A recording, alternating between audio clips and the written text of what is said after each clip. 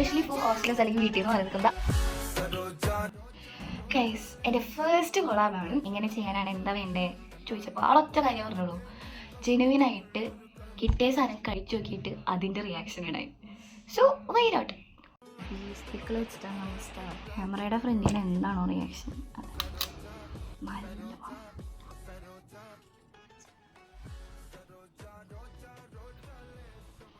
ഒന്നും പറയുന്നത് ഒട്ടും മീനച്ചാർ ചോറിൻ്റെ കൂടെ ആണെങ്കിലും ചപ്പാത്തിയുടെ കൂടെ ആണെങ്കിലും എന്തിൻ്റെ കൂടെ ആണെങ്കിലും മീനച്ചാറായിക്കോട്ടെ ബീഫ് അച്ചാറായിക്കോട്ടെ രണ്ടും. മൂന്നാമത് ഡേറ്റ്സ് ആൻഡ് ലം. Expectation so high.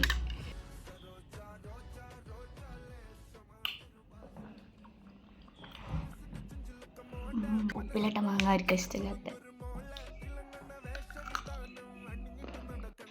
വീട്ടുകാർ മോട്ടറാക്കി തുടങ്ങിയൊരു ബിസിനസ്. വീട്ടുകാർ കുറ്റം പറയാൻ പറ്റില്ല, സ്നേഹം കൊണ്ട് ഉണ്ടാക്കുന്നതുകൊണ്ടോ എന്താ. എനിവേസ് അടിപൊളിയാണ് guys. Loved it so much. ഈ 3 അച്ചാർ അയച്ച് നിൽക്കുന്നത് മൂമേഡ് പിക്കിൾസ് എന്ന് പറഞ്ഞിട്ടുള്ള ബ്രാൻഡാണ്. അതിൻ്റെ പേജ് ഞാൻ അവിടെ ടാഗ് ചെയ്ത് കൊടുക്കുന്നുണ്ട്. Do try it out and feedback അറിയിക്കാൻ മറക്കരുത്. എസ്പെഷ്യലി ഫോർ ഹോസ്റ്റലേഴ്സ് അല്ലെങ്കിൽ വീട്ടിൽ നിന്ന് പറയുന്നത് ആരാണെങ്കിലും ഡു ട്രൈ ഇറ്റ് ഔട്ട്.